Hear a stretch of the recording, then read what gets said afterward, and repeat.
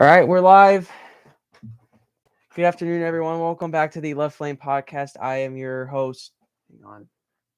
I am your host, Sean Irvin, here with the latest news from this past weekend with the NASCAR Cup Series racing at Talladega. So, starting off with some metrics, Ross Chastain and Eric Almirola led the most laps out of the 40 car field on Sunday, with each leading 36 laps.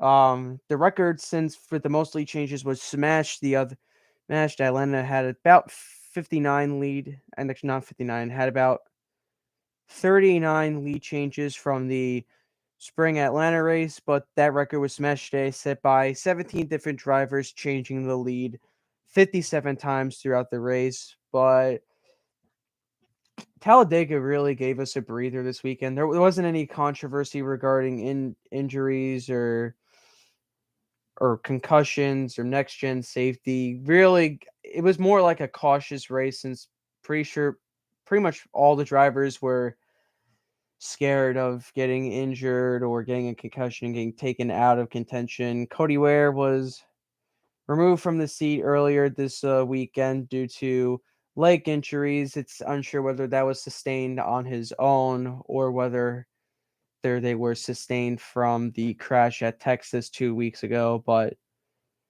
yeah, he'll be out of contention. I don't know who's going to be replacing him. And on top of that, this week has provided a lot of drama. So as of right now, currently NASCAR is hearing the William Byron appeal from the Texas race that docked him 25 points and knocked him out of the top 8 in the standings. If you are minus some certain points below 8 drivers, you were out of the playoffs. So currently Byron is out of the playoffs. That I don't have any news about it as of now. I doubt that we'll be able to hear anything, but I'm just keeping my phone on right now just in case the verdict does get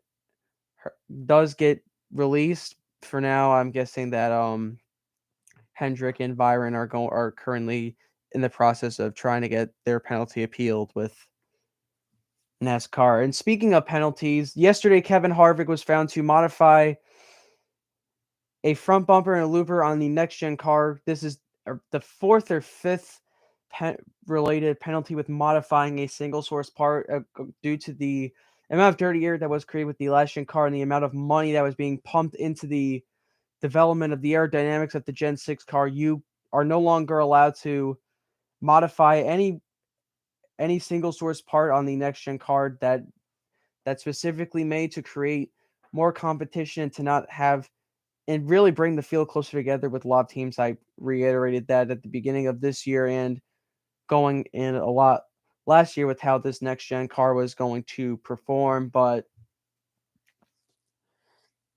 it really goes to show a lot of double standard, like a lot of fighting between NASCAR and the drivers, how some of them feel that they need to go out of their way, whether it be safety or competition. And when this is the third time this season where the car has been discovered to be out of the rules or breaking the rules in the R&D center. So even though NASCAR has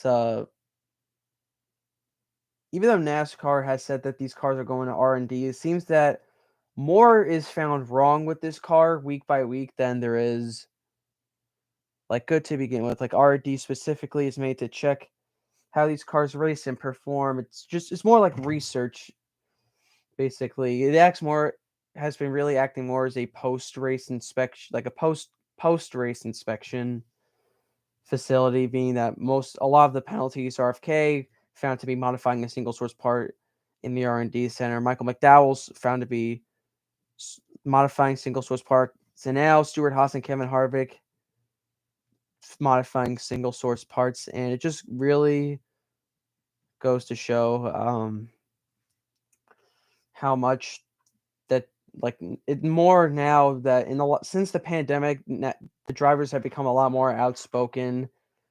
And even though NASCAR has made the discretion with teams that you cannot modify these parts, the teams, I think for safety, want to rebel against NASCAR, and it seems that a lot of infighting has come within the past couple months. But in terms of the action that was at Talladega, I was gonna round back to that after I finished with the penalties.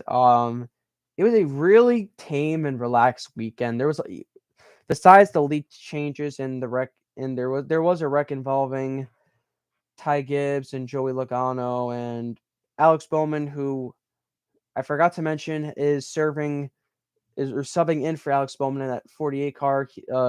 Alex Bowman has been experiencing concussion symptoms from the Texas race, so just once again shows that first it was Kurt Busch, now it's Alex Bowman being taken out, but Noah Gragson, who is filling in, who is currently in the title fight with AJ Allmendinger in the Xfinity Series right now, he will be driving for that car or in the 48 at the Roval.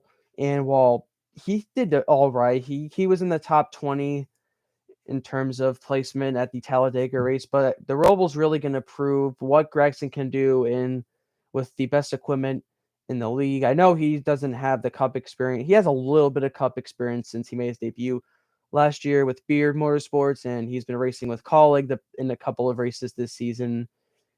He will be moving up to drive for Petty GMS in 2023, replacing Ty Dillon. But overall, Ty Gibbs and Noah Gragson are likely going to be moved up to the Cup Series next year, and it's what a lot of people are talking about because AJ is coming up and racing full time next year. I forgot to mention that AJ Allmendinger will be coming back for the full time, and for the first time in 5 years. He last raced for JTD Jodary in 2018 full time. Now he will be back racing full time with Colleague, a team that has and still has confidence. He won at Talladega this past weekend in the Xfinity Series. He's the leader of the points in the championship as well. And AJ's 41, and he's in the middle of peaking in NASCAR, so it's going to be very interesting to see how he does. He's a road course ringer. They call him Dinger, the road course ringer, and it's going to be really interesting to see. I think he'll be able to make it to the playoffs and at least capitalize on one or two wins, whether it be at Coda or Road America, two tracks he was really good at, and was in contention for the win early this year with Coda. Ross Chastain chucking him out of the way in the final laps to get his first career win. But AJ has two wins at Watkins Glen, and last year he won the opening race at the Indianapolis road course. So other than that, it's really interesting. It's going to be really interesting to see how he'll do. But rounding back to the Xfinity argument, it's going to be really interesting to see. We'll have Allgaier there for the Xfinity Series. We'll have all these other guys. Mayer. Other than that, the ones that we've fell in love with in the series, Gregson, Gibbs, Allmendinger, they're not in the Xfinity Series. They're not going to be in the Xfinity Series next year. So it's going to feel very different that they're going to be not there. They're going to be in the Cup Series racing with some of the best drivers in America. And yeah, ending the point off the Xfinity Series. So Chandler Smith, this is, I believe, the fourth driver that Toyota has lost to Chevrolet. He will be driving the number 16 for Colleague in the Xfinity Series. In the media day, Landon Castle and Daniel Hemrick have been announced to stay at the team for 2023. Landon Castle has the Voyager sponsorship that he will be, which is it's a cryptocurrency. So with that deal, he'll be staying for 2023. Daniel Hemrick, who squeaked his way into the playoffs, will also be staying for 2023. And this weekend, an interesting name that I said from last week, Connor Daly, who is a IndyCar driver, will be driving for the Money Team Racing. That's Floyd Mayweather's team, the number 50, and he'll be racing at the Charlotte Roval. And Marco Andretti, who I believe is I think the nephew or one of the sons of Mario Andretti, who is a motorsports legend, Formula One world champion, Daytona 500 winner, and IndyCar champion, Indy 500 winner. He will be racing in the Xfinity Series at the Charlotte Roval. He competed earlier this year and won the SRX championship. It's a little league of drivers from around the world that's similar to IROC, which was a kind of like a NASCAR-esque league that brought different drivers from different disciplines into the sport. It was mostly NASCAR, but there were a couple of IndyCar drivers there, like Montoya and Allmendinger were there for a little bit. But yeah, pretty tame Talladega.